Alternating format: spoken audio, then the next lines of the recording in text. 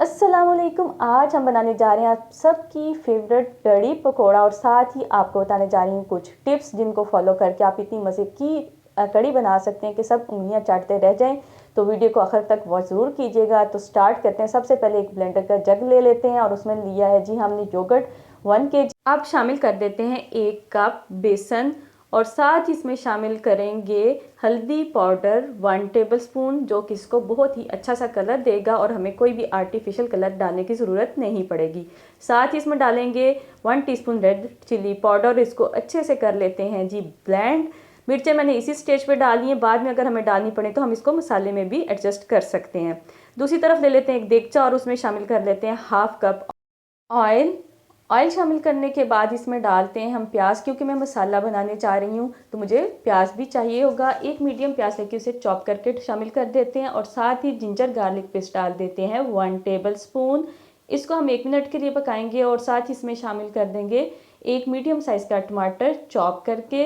इससे बहुत ही अच्छा टेस्ट आता है मसाला भून के जो हम कड़ी बनाते हैं, या अगर आप डायरेक्ट सिर्फ वो कड़ी का मिक्सर डाल के बनाएं तो टेस्ट बहुत ही डिफरेंट होगा। आप इस तरह से ज़रूर ट्राई कीजिएगा, आपको बहुत ही मज़ा आएगा। अब डाल देते हैं साबुत ज़ीरा 1 टीस्पून। उसके साथ ही शामिल करेंगे सूखा धनिया 1 टेबलस्पून क्रश किया हुआ। सॉल्ट डालेंगे टेस्ट के हिसाब से।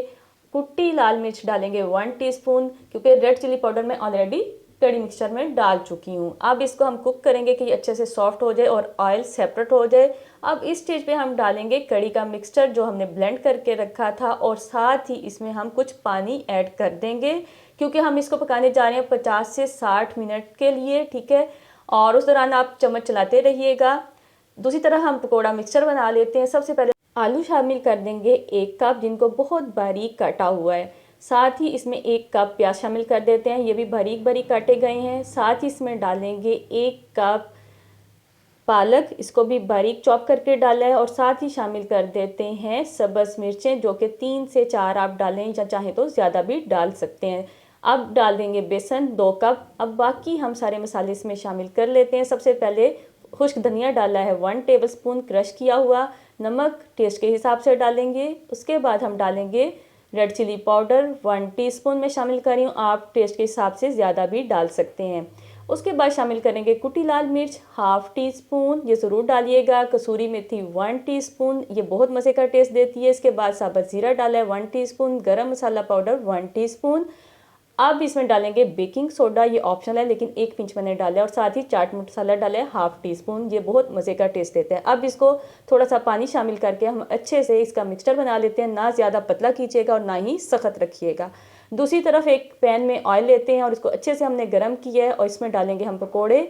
आपने यहाँ पे इस बात का ख्याल रखना है कि जब भी पकोड़े बनाएं तो ऑयल को अच्छे से गर्म करके पकोड़े शामिल कीजिएगा। उसके बाद जब आप उसको पलटें तो आंच स्लो कर दें, तो पकोड़े बहुत ही अच्छे बनते हैं और उनमें ऑयल भी नहीं होता। ये देखें पकोड़े हमारे रेडी हैं। दूसरी तरफ देख लेते हैं कड़ी को।